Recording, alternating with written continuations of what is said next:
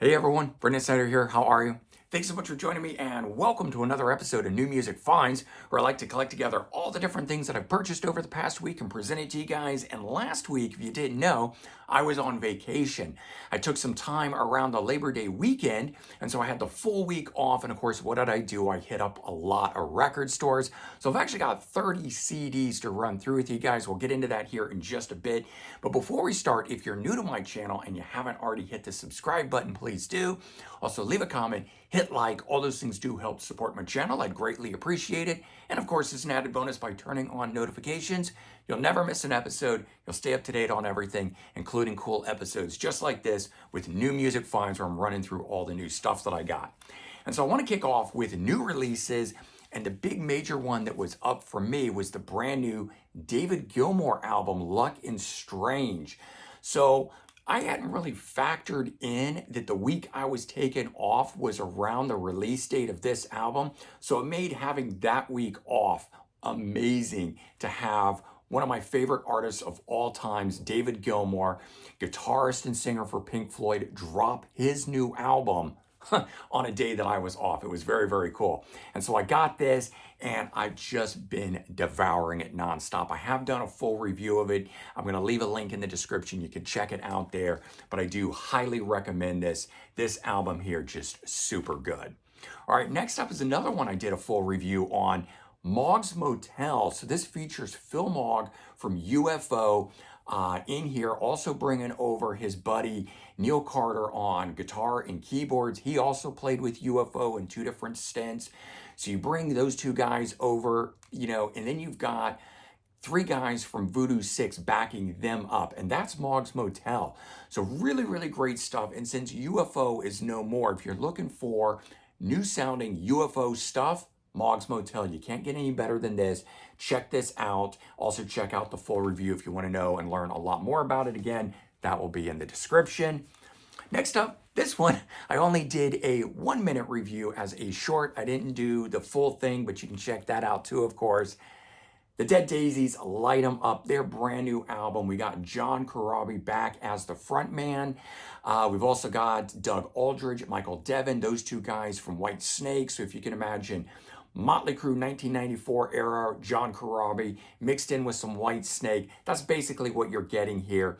But really shouldn't need any introduction because these guys already made 3 albums together with John Corabi. So 4th album here, just more of the same. Really, really good stuff. Okay, and the last new release that I picked up was Jordan Rudess' Permission to Fly, and he's the keyboardist from Dream Theater. And for this album here, instead of it being an instrumental album that he's done, or sometimes where he brings in a lot of guest vocalists, this one here is a band. So he's actually got a drummer, he's got a vocalist, and then he does all the other stuff on the keyboards.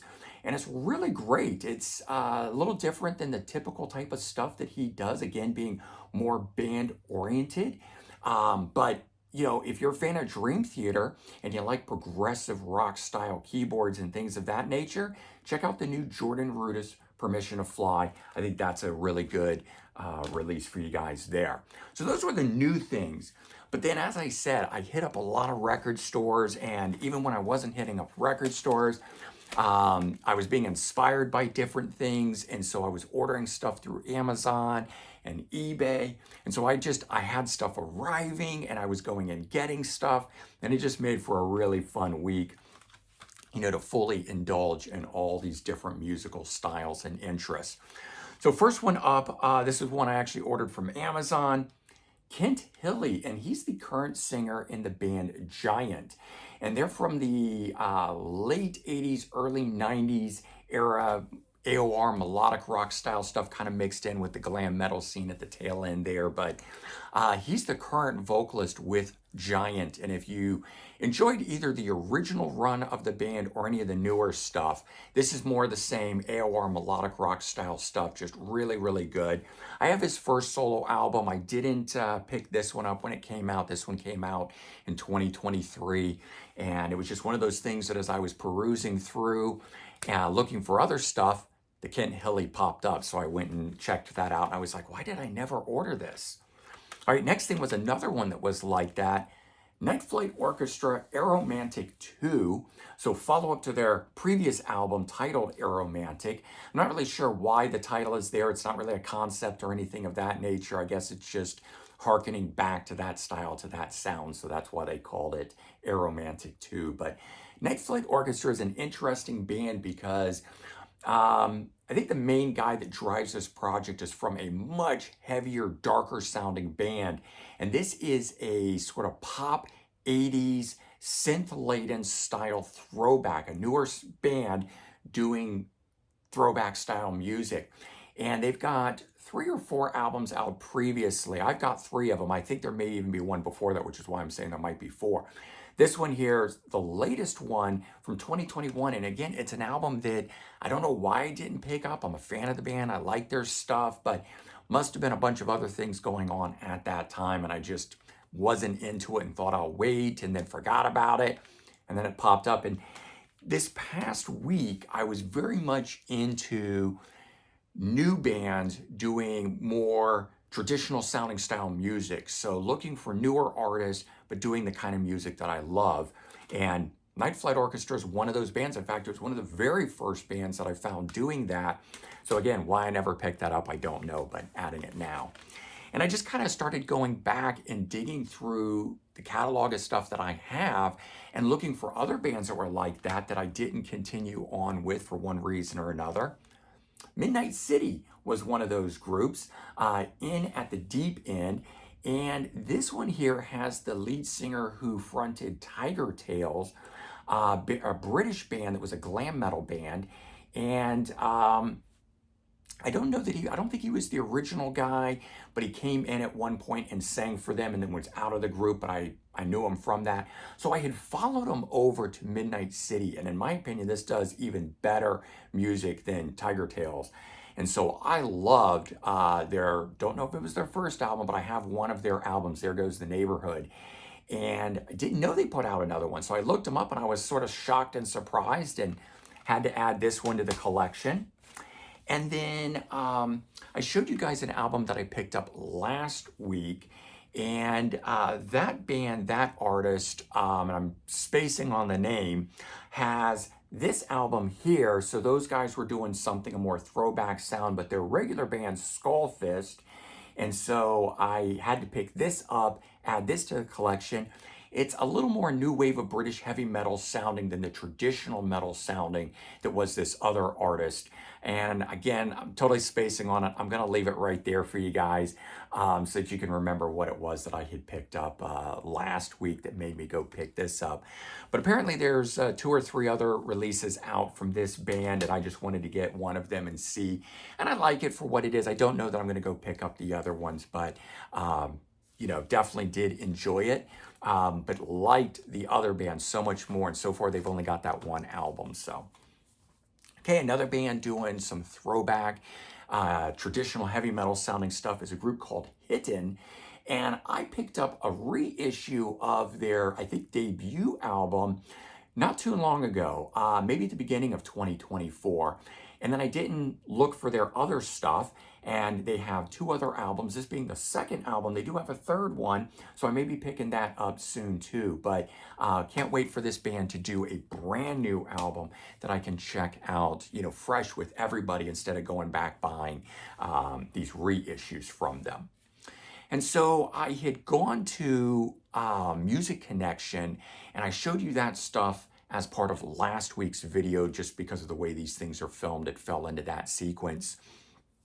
And one of the bands that I saw while I was there was this one, La Chinga, and kind of a straight up rock, almost AC/DC style band with a little bit of new wave of British heavy metal sounding stuff, because it's more metal than it is rock. And I don't know, I was buying 10 or 12 things when I was there. And so, of course, I was putting stuff back. And then later, after I got home and I thought about it and I looked it up and I listened to it some more, I decided I wanted it. So luckily, I was able to order it and I got it. And so I've added this into the collection and glad to pick it up. But a newer band doing that throwback sounding stuff. And, just sometimes you look at these album covers and you know that this stuff is going to sound like the stuff that you know and love from that era no matter what. And that's what I thought when I saw this album cover in the store. And I always have my earphones, so I, popped them on and I checked it out. But I was buying so much stuff that, some stuff you're going to have to put back. And that was kind of, again, the frame of mind that I was on for the whole week that I was off, which in the end, when you stop and you add in the weekend before and the weekend after, is like 10 full days off. So that was just really cool. I don't get long stretches like that off. I'm usually taking, an extended weekend here or there kind of a thing. And so this time of year, I always take the full week off. Thanksgiving, I always take the full week off, and then Christmas, I take 2 weeks off. But the rest of the time, it's much shorter time frames. So I had also hit up, obviously, Sound Exchange a lot. Last week, I showed you a Cobra Hill album. Found out they had an earlier album, went on to eBay, ordered this, got this sent to me. I haven't cut into it just yet because I've had so much music that I'm waiting, but I am going to dive into this, and I'm looking forward to checking this out. But they're one of the newer sleaze metal, glam metal sounding bands. This one has a little bit more of the metal sound than the straight up glam sounding stuff of some of the other bands that I was showing you last week and certainly this week, like with the next artist. But definitely good stuff in that vein. If you like the whole glam metal scene of the 80s, you're going to like Cobra Hill. And so here's a band that's more on the AOR, melodic rock side of the glam metal scene, Heat. So a newer band doing that throwback sound. And this was a band that a lot of people referenced to me early on, and I went and checked it out. And some people referenced it and saying, oh, this is a band that sounds just like Journey. And then other ones, where it's, oh, this sounds just like glam metal stuff. And I don't think it really falls anywhere on either side of the fence. But it is a good explanation to say it's like Journey meets glam metal, because it definitely has glam metal elements, but it does have the AOR melodic rock sounds of Journey and that really, really well-produced, layered sound that Journey is known for. So this one here, debut album. It is the 2023 remix of the album, and they expanded it into 2 discs. So you get a bunch of bonus material in this as well. I've also ordered their second album, and I've got that one coming, so you'll see that one next week. And this being a band that a friend of mine from back home, Chris Taft, if you're out watching, hey man, he had recommended this band to me early on, and I liked them. But a lot of times when I hear some of these bands, I just think, well, they sound like another one that I know and love from back in the day. And if I want that, I'm just going to listen to that band. And that's kind of how I feel about Greta Van Fleet. If I want Led Zeppelin, I'm just going to listen to Led Zeppelin. I'm not going to listen to them. And that band has never clicked with me. But this band never really did either. And they don't sound like Led Zeppelin, but they do sound like just some good straight up rock and roll. And I'm talking about the band Dirty Honey. And I did buy their latest album, their second full-length studio album a while back, so you guys probably saw me show that. And that was just because when I would go into Sound Exchange, one of the guys that worked there was playing it all the time. And after a while, it really did become something that I was enjoying as something that I'd heard a bunch of times that fit into the style and so forth. But I didn't go any further with it. Well, I pulled that album out this past week because I was into newer bands doing that throwback sound. And it really, really clicked with me even more than it did at the time when I got it. And I was so glad, and so I wanted something else, and I picked up the debut album. I'm actually looking for the EP, which now I can't find. So when I come across that, I'll have to pick that up. But so far, the band has 2 full-length albums and 1 EP. And I would like to get that. But what basically changed my mind for me is that when listening to this, or it was really the second album, but listening to that, and of course, when I got this, in my mind, what it sounded like, and it clicked for me, was it basically sounds like Tora Tora. Anthony Corder, the vocalist for Tora Tora, is what I'm reminded of when I listen to Dirty Honey. And so that's great because I'll always take more of that. I just sometimes have to be in the right frame of mind to say I'm okay with another band sounding like a band that I already know and love. Because sometimes it is too close and I feel like not so much that they're being ripped off, but I don't need the homage. I want bands to sound like themselves. But hey, when I'm in that frame of mind, then it's great that there's so many of these newer bands out there doing that throwback music that I know and love, whether it be the heavy metal or the traditional thrash or the glam metal or the AOR melodic rock. But we have so many of those bands. And where I was kind of coming from is that eventually all the bands that we know and love are going to be gone. You know, Judas Priest will eventually be gone one day. The Rolling Stones are going to be gone one day. All the glam metal groups out of the 80s, Dokken, Poison, Motley Crue, Guns N' Roses, yes, I consider them a glam metal band, Skid Row, you name it. And so at some point, who is going to carry that on? And well, it's going to be these younger bands that are doing the throwback style stuff, because I'm not so old that I'm going to pass away before those bands stop making music. Those bands are going to stop long before I'm done listening to music and collecting music. So I wanted to explore some of the newer bands and enjoy them first run while they're around, instead of digging into them later on when that is all that's left. And that's just kind of where my mind was, at least. All right. So if you watched the interview that I posted a week or two ago with Tommy Paris, the glam metal frontman from Britney Fox, doing lots of other stuff these days. It was a fantastic interview. It was about 45 minutes. I had a lot of fun interviewing him. And when we were done with that, he offered to send me his latest solo album, Earth Ears. And I had tried to order this one in the past from him, but his website was having some issues. And he went ahead and just sent it to me, and it was so nice of him. So certainly I want to thank Tommy Paris for sending this. But we talked about it in the interview, and he talked about how this is an album that needed to be listened to from start to finish, and it has to be devoured in one sitting, kind of a thing. And he wasn't wrong, because each song in here influences the next song that's part of it. It's not really telling a story lyrically or anything, but musically it certain is. And like I said, each song affects the other song and builds upon. And so it really was one of those albums where I just kept wanting to hear it and listen to what came next, what came next. And when it got done, I was so into it that I immediately wanted to start it over again and replay it. And the last album that did that for me was the last new album from Styx. And it's actually a good comparison, because even though Tommy Paris comes from Britney Fox, and we have elements of that dirty sleaze rock sounding style that Britney Fox was, this album actually mixes in a lot of 70s era punk rock like Styx, ELO, and other bands like that. So Tommy Paris currently playing keyboards for Count 77 out in LA. Count 77 has the main guy that's in Counting Cars. I think that's on the History Channel. So he's got a band. He's out there doing stuff, and Tommy Paris isn't singing. He's playing keyboards. Well, keyboards is the main upfront instrument in this. So it's kind of like, if you want to know what Tommy Paris is up to today, check out this, well, it's not really brand new, it's 2021, his latest solo album, Earth Ears. And you can head over to his website, www.tommyparis.com, to check it out. Go check him out on YouTube, because you can't stream this album. Normally I tell you to go head over to your latest streaming service to check it out, but you can't. If you go to YouTube, you can check out a number of the songs, but if you want the full-length album, you have to order it from him. So, I also hit up Dark Side in Poughkeepsie, and a lot of you guys have talked to me about this record store. And I've got a friend, Chris Profi, up there. I used to do a lot of filming with him. He's gotten too busy with all his live shows and stuff like that, so we don't do a lot of filming, but we are trying to put something together for future. And I was supposed to go with Pete Pardo from Sea of Tranquility.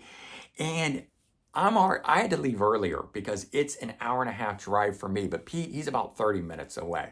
So I've already been on the road for about an hour, and Pete calls me up and he's like, oh man, I got a flat tire, so I can't make it. So I didn't get to meet up with Pete Pardo. I was so bummed about the whole thing, and we were gonna hit up both Dark Side and go to Rock Fantasy.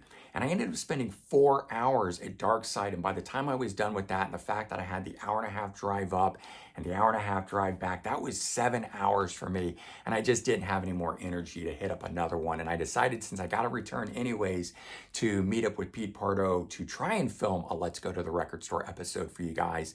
Then I would do that one. Maybe we do Rock Fantasy or something like that. But apparently there's a bunch of other great ones up there because he did suggest two other ones that were close by Dark Side that I could go check out if I finished up early there.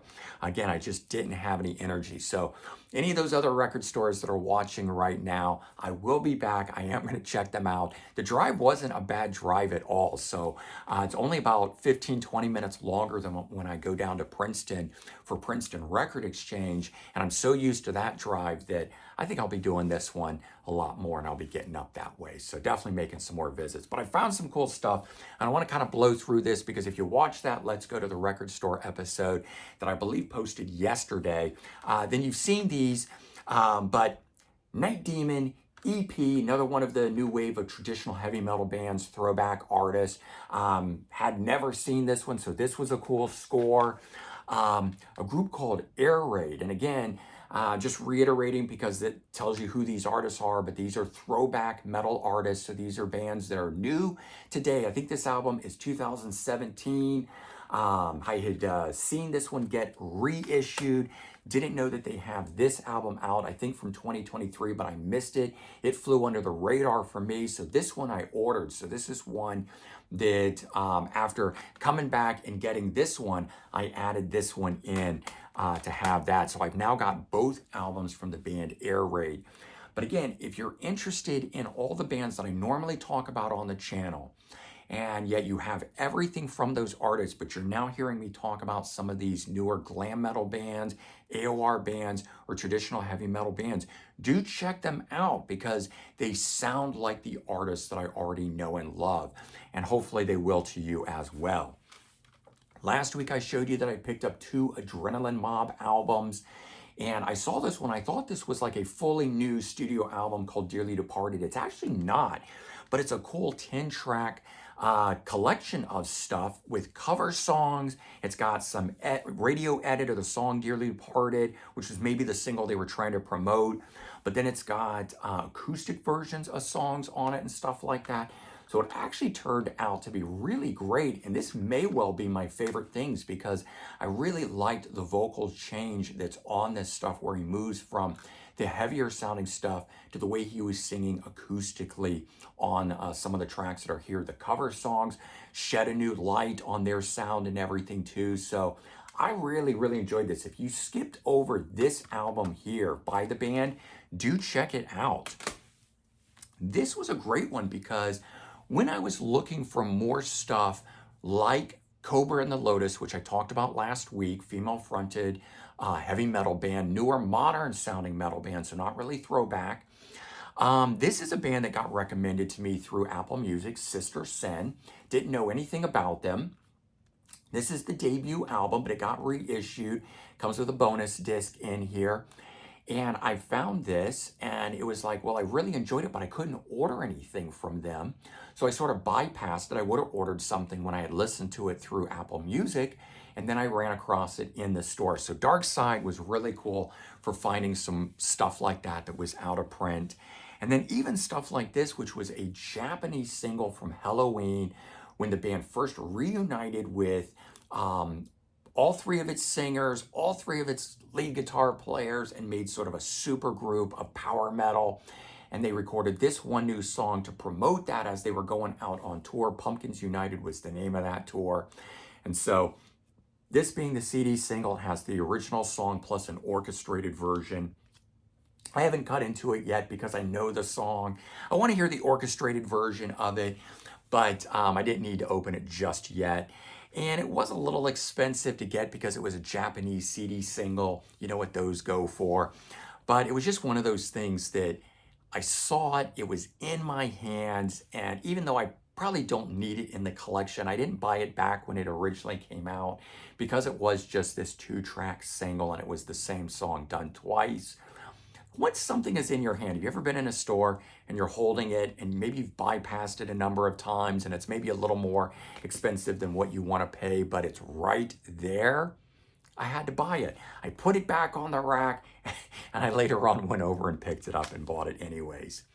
One of the coolest things that I picked up from Dark Side was this David Knopfler 1988 album called Lips Against Steel. Weird title. I don't know where you get that from, but I'm sure it's supposed to mean sultry, hot and sexy against hard, steel, cold, hot, I don't know. I'm sure it's trying to play some dichotomy off like that. But David Knopfler from Dire Straits and Mark Knopfler's brother, if you're looking for a Dire Straits sounding album or a Mark Knopfler sounding album, and you've already got all that stuff, this is a great one here. I've listened to some David Knopfler in the past, and it didn't really fit with me. It didn't really have that sound that I was looking for, but this 1988 album does.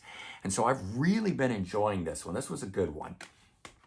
One that I took a chance on just after reading the bio on this guy was Henry Lee Summer. He had gone out and toured with Mellencamp and Springsteen and a bunch of those other kind of heartland 80s rockers. And I just took one look at the guy, the big hair, the guitar. It's on CBS Records, and just everything about this just kind of screamed my kind of artist, and it was. It's definitely of that 80s, sort of melodic rock sounding stuff that those bands, Mellencamp and Springsteen, is not really sort of heartland, this guy's stuff, but definitely I can understand why he would have gone out on the road with those guys. But it was definitely a good album and enjoyed it. And the guy's done a lot of stuff since, but the later stuff didn't really do it for me. I think it's just kind of, he made an album of that sound at that time. And so I enjoyed that sound. It's kind of like the David Knopfler. I like to collect albums of the 80s, the ones that actually a lot of people end up not liking because it sounds too much like the 80s. I end up loving those albums. All right, Christian rock Guardian and their 1993 album. A few weeks, month or so back, I was into Petra and a whole bunch of other glam rock groups like Barren Cross and stuff like that. And Guardian is a band that I actually had back in their day there. I think it was their 1991 album. I no longer have that, unfortunately, in the collection. Maybe one day I'll get it back. But I saw this and I decided to add this into the collection and was not disappointed at all by that album. Here's one that I had on LP. David Johansen, the frontman for the New York Dolls and Sweet Revenge. And this one here, definitely more of the 80s sound. He's obviously trying to make a pop album, tie into that sort of stuff. Less of the New York Dolls sounding, less of the punk sounding stuff. And when I first heard this on LP, I remember not really digging it. It was not what I expected. I wanted it to be New York Dolls sounding David Johansen, but instead, didn't sound like that. Now, when I listen to it again, though, I have to say that it really clicked with me much more this time. And it might have just been what I was listening to. And, sometimes you put an album on and it's not where your head is at. And that's why I don't like to get rid of anything, because down the road, you may pop that on thinking you don't like it, but there's nothing else to listen to. And it just clicks with you. And so I'm actually really glad I went ahead and bought this on CD just to have, and then it turned out to be a great album that now I will love a lot more than I did when I bought it on LP a number of years ago. Okay, and then I found this one, Nazareth, 2 times S, or whatever that stands for, however the pronunciation of that is, 2 by S, I don't know, 2 Xs, 2 XS. Huh. Maybe that's what it is. I don't know. Nazareth fans out there can tell me what this is, but 2XS, I'm going to guess, is the way I'm supposed to be pronouncing it. Found this album, 1982. It's a remastered 30th anniversary edition of it. Was glad to add that into the collection. I had it in a digipack 2-for, where there were 2 albums on one. I think Sound Elixir was the other one. So, of course, now I've got to find Sound Elixir as a standalone album. But I always appreciate albums much more when they're in the standalone form, when I can listen to this as the start and stop, the first track, the last track, and it doesn't continue on and play into other things. And the album art is what was originally meant and intended. And these reissues, which have the little write-ups, the histories, all that kind of stuff on the inside. It tells you so much more, it gives you so much more. So glad to get that. And I wrap this thing up with my trip to Dark Side with some cool thrash metal stuff. Death Row, their debut studio album, Writers of Doom. Apparently this came out under a different name or different album cover, and I didn't know that this was the original one, so I was glad to get a hold of that, even more so when I love when I get home and I'm looking these things up online. And I buy it because I like the music and it's some, traditional stuff from back in the day that I know I can't get a hold of. And then I get home and I read up on it and I find out that beyond just getting something that sounds cool, maybe I got something that has the original album art or something like that, or just it's out of print or, other cool things like that that make it more than what I thought it was when I was buying it. All right, Sanctuary, and this album, The Year of Sun, what is this? The Year the Sun Died. So this band here having Warrell Dane from Nevermore. And this is a reunion era album. I had their first two albums from back in the day. Didn't know that they actually did this one. So I was glad to get a hold of that. And then this is one that I had on Wounded Bird, but whenever I find an original Atlantic Records copy of it, I've got to get it. Vicious Rumors. This album here, Welcome to the Ball. And I don't know, it's just something about the original packaging and the way that it's written up. And I look at the back of this, and this is very nostalgic for me. This is how albums were done. They had the picture of the band with the songs listed next to it, that classic Atlantic Records logo, the red spine, just everything about it. And so I love having the reissues if that's the only way I can get them. But if I can get the original copies, I always will. And then to wrap this up here, I did get two other things that throwback albums.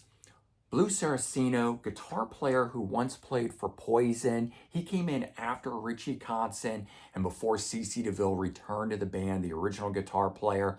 And he made the one album, Crack a Smile. He made 3 solo albums, this being the third of those 3 solo albums that are just shred albums. Not really in the Poison style, but you can listen to it and hear the shred and why this guy and how technically proficient he was and why he was selected to play in Poison. But that's why I was picking that up. I've got the first 2. I never had this one. This one goes for big bucks online, and I was glad to find it at a regular used CD price. Was not marked up in any way, shape, or form, so that was cool. And then again, with the Christian rock stuff that I was listening to, one of the bands or one of the people who was doing a lot of production are the brothers Dino and John Elefante. John from Kansas. He played in Kansas for 2 albums, taken over for Steve Walsh. Well, they had a band called Mastodon. And I think this is their 2nd album. And so finding a copy of that, both those albums are out of print. And then all the band made 3 albums, but 2 from back in the day and then 1 years later that only John made, really a solo album from John, but he put it out under the name of Mastodon. And this one here, like I said, I think it's the 2nd one, and I was so glad to get an original copy of that. I've always had the debut, but never had this album here. I recently picked up the 3rd one. Now I've completed the collection. So there you go, 33 minutes covering 30 new CDs for me, a little bit of everything, spanning the whole week of my time being off and what I picked up, whether it be from the record stores, online with eBay and Amazon, or whatnot, getting new stuff in the mail. But a lot of cool stuff. So I had a great week off, going back to work this week. And yeah, I guess life has to return to normal, but still have all the music and the memories of everything too. All right, everyone, take care, have a good one, and I'll talk to you real soon. Bye-bye.